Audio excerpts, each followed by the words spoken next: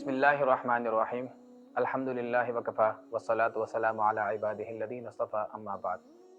Bank इस्लामी के दीन connect programme के तहत माली मामलात के शरई अहकाम की इस सीरीज़ में एक और नए पैगाम के साथ आपकी खिदमत में हाजिर हैं।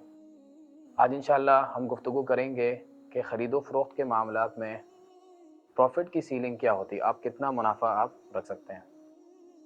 सबसे पहले ये बात समझने की ज़रूरत है कि मुख्तलिफ़ किस्म के कारोबार होते हैं। कुछ कारोबार, कुछ सामान्य तजारत ऐसे होते हैं कि जो बहुत जल्दी ख़रीदो फ़रोख्त जिनकी होती है और बहुत जल्दी कंज्यूम हो जाते हैं, जिस तरह खाने पीने की अशिया हैं। और कुछ कारोबार, कुछ सामान्य तजारत ऐसे होते हैं कि जो बहुत आहिस्ता आहिस्ता बिकते हैं और उसकी कंजम्पशन भी बहुत स्लो होती है। मिसाल के तौर पर कार हैं, फर्नीचर है, इस तरह की चीज़ें हैं। तो इन दोनों सूरतों के अंदर प्रॉफिट एक जैसा नज़र नहीं आता हम लोगों को।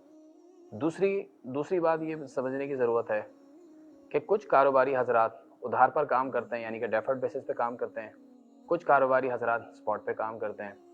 तो जाहिर सी बात है, जो उधार पर काम कर रहा है उसकी प्रॉफिट की परसेंटेज थोड़ी सी ज़्यादा होती है। इसी तरीके से कुछ कारोबारी हजरात बड़े पैमाने पर काम करते हैं तो उनका प्रॉफिट मार्जिन थोड़ा सा कम नज़र आता है, और कुछ छोटे रिटेलर होते हैं तो वहाँ पर प्रॉफिट हमें थोड़ा सा ज़्यादा नज़र आता है।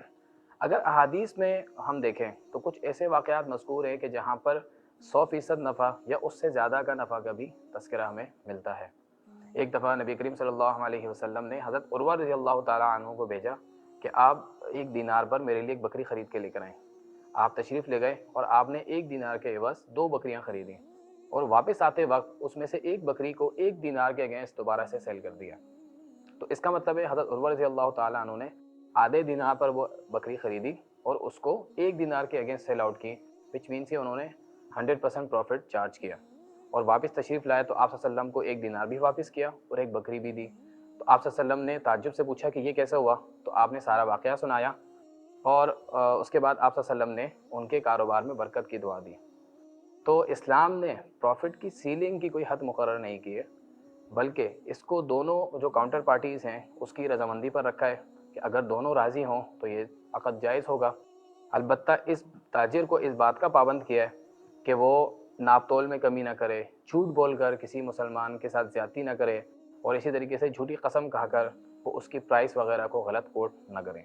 आए रमज़ान मुबारक के इस बाबरकत महीने में हम ये अहद करें कि अपने मामलात की इस्लाह करके हम खैर व बरकत समेटेंगे। इंशाअल्लाह अगली वीडियो में फिर आपसे मुखातब होंगे। तब तक के लिए इजाज़त दीजिए। अस्सलामु अलैकुम व रहमतुल्लाह।